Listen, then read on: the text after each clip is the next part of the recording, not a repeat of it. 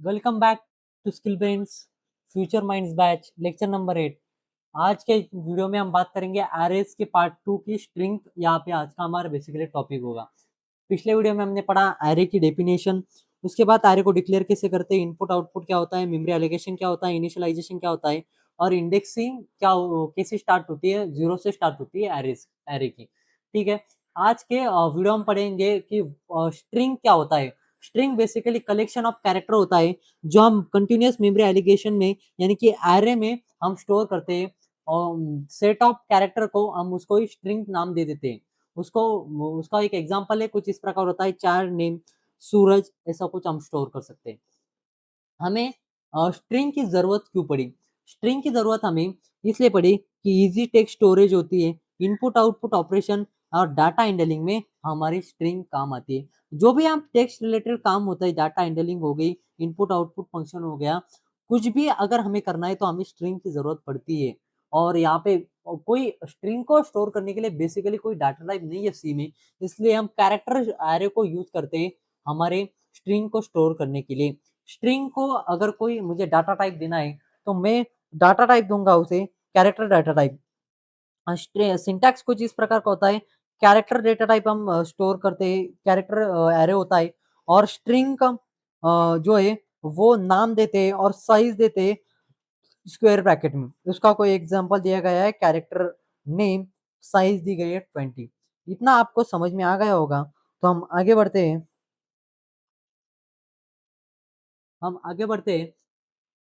बात करते हैं इनिशियलाइजेशन की। यहाँ पे हम टू यहाँ पे हमें दो टाइप की इनिशियलाइजेशन देखने को मिलती है। एक होती है, एक मिनट,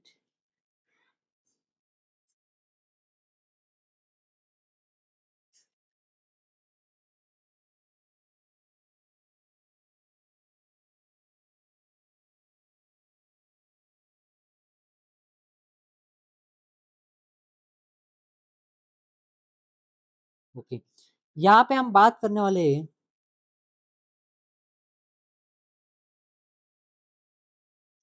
स्ट्रिंग इनिशियलाइजेशन की। हम दो टाइप से स्ट्रिंग की इनिशियलाइजेशन कर सकते हैं। एक मेथड होती है डायरेक्ट मेथड और दूसरी मेथड होती है कैरेक्टर वाइज मेथड।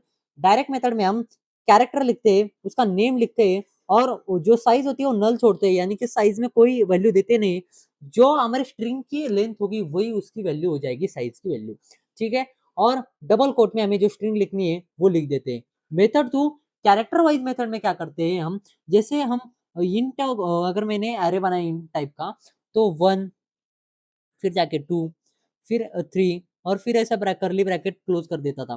पर यहाँ पे कैरेक्टर वाइज में सेम ऐसी मेथड फॉलो करते हुए कैरेक्टर का टाइम का एक एरे बना लेते हैं, यानी कि स्ट्रिंग बना लेते हैं, उसकी साइज देते थे कुछ और एक करली ब्रैकेट बनाकर सिंगल इन्वर्टेड कॉमा में एक एक कैरेक्टर को स्टोर करके जो जाते हैं और आखिर में एक नल कैरेक्टर लगा देते हैं। यहाँ पे एक बात कीजिएगा कि यहाँ पे C automatically at end null character add कर देता है, क्योंकि वहां पे सी को आप बताते हैं कि यहाँ पे मेरी जो स्ट्रिंग है वो एंड हो चुकी है। कुछ इस प्रकार काम चलता है। हम बात करते हैं स्ट्रिंग मेमोरी रिप्रेजेंटेशन का।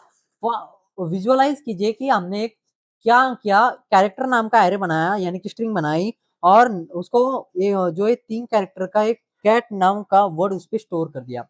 अब उसकी मेमोरी एलोकेशन कुछ इस प्रकार होगी, 0th इंडेक्स पे होगा हमारा सी, फर्स्ट इंडेक्स पे होगा ए जो कि मिडल है और सी जो था फर्स्ट कैरेक्टर था, और सी सेकंड इंडेक्स पे हो जाएगा टी यानी कि लास्ट कैरेक्टर, और थर्ड इंडेक्स पे, बल्कि थर्ड इंडेक्स हमारे जो हमने स्ट्रिंग बनाई है वहां पे एग्जिस्ट ही नहीं करता, फिर भी थर्ड थर्ड इंडेक्स पे नल वैल्यू स्टोर हो जाएगी। नल वैल्यू स्टोर होने का मतलब है, यहाँ पे हम बता रहे हैं टर्मिनल को कि हमारी, टर्मिनल को नहीं सॉरी कंपाइलर को, हमारी स्ट्रिंग एंड हो चुकी है।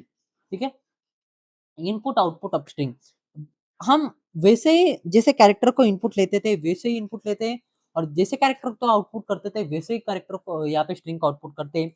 बस हम फॉर्मेट स्पेसिफायर बदलता है यहाँ पे, वो होता है परसेंटेज यस, जहाँ पे हम कैरेक्टर पे यूज करते थे परसेंटेज सी। इसका फॉर्मेट देख लेते हैं। अगर मुझे आउटपुट करना है तो आउटपुट में हम प्रिंट लिखते हैं, फॉर्मेट स्पेसिफायर परसेंटेज एस और उस स्ट्रिंग का नाम या वेरिएबल का नाम लिख देते हैं। इनपुट में scan percentage S permanent specifier और वेरिएबल का नेम। यहाँ पे गलत मिस्टेक हो चुकी है, यहाँ पे हमें एंड और फिर नेम लिखना पड़ेगा, ठीक है। और यहाँ पे कंप्लीट प्रोग्राम कुछ इस प्रकार से होगा उसका, चार नेम, यहाँ पे एक स्ट्रिंग का टाइप का एरे बना लिया, उसके बाद प्रिंट करवाया इंटर नेम, स्कैनएप इंटर कर लेगा और यहाँ पे जाके उसको स्टोर करवा देगा और प्रिंटएप हो जाएगा हमारा नेम, ठीक है।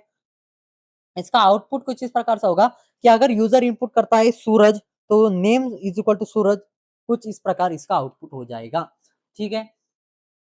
लाइव क्वेश्चन, यहाँ पे लाइव क्वेश्चन नहीं होगा, बल्कि आपको ये क्वेश्चन आपके होमवर्क के लिए होगा। आपका ये होमवर्क टास्क है, क्योंकि आज के वीडियो में मैं जो टास्क देने वाला है उसमें से आपको सिर्फ एक ही टास्क करना है, इसलिए आपको ये एक्स्ट्रा होमवर्क है।